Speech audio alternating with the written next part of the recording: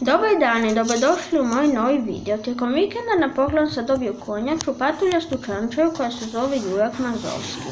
Povodom toga danas ću vam reći nekoliko zanimljivih činjenica o konjačama koje možda niste znali. Hajmo odmah krenuti.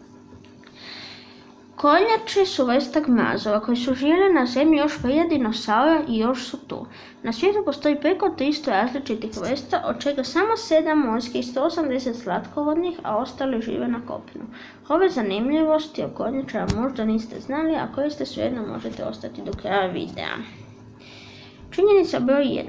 Konjače žive na zemlji više od 200 milijuna godina. Evoluirali su prije sisavaca, ptica, zmija, guštera pa čak i krokodila. Najranije konjače su imale zube i nisu mogli uvući svoje glave pod oklop. Osim toga, današnje se konjače nisu u mnogome promijenile od svojih predaka.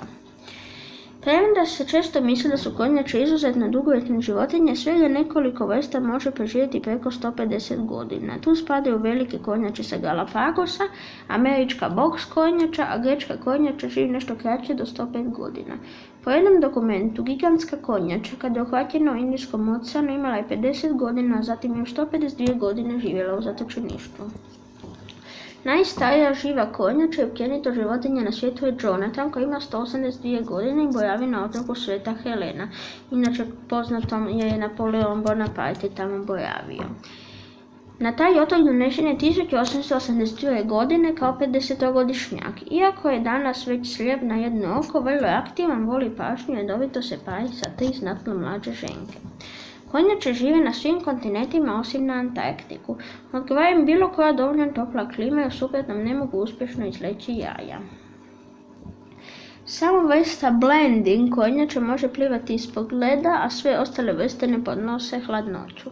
Raspon veličine konjača ovisi o vrsti. Neke su duge samo 10 cm, a druge mogu dostignuti težinu od 680 kg. U Sjevernoj Americi živi mnogo vrsta konjača, a u Europi samo 2. Oklop konjače čini preko 60 različitih kostiju povezanih zajedno. Sastoji se od leđnog dijela koji se zove carapax i trbučnog koji se zove plastron. Koštani oklop je jedinstven u životinjskom svijetu i pruža prvoklasnu zaštitu. Većina konjača ima 5 prstiju na svakoj nozi, ali neke vrste imaju 4 ili čak samo 3 prsta. Konjače imaju dobar vid i odlično čulo mirisa. Sluh i osjećaj za dodir su također dobri, a čak i oklop sadrži živčane završetke. Neke vodenje konjače mogu apsorbirati kisik kroz kožu na vratu, što im omogućava da ostanu potopljene u vodi duži vremenski period. Znači mogu dugo ostati u vodi. I to je to za današnji video. Ako vam se svidio, stavite like, komentar, podijelite ga i pretplatite se. Mislim, muške, bok!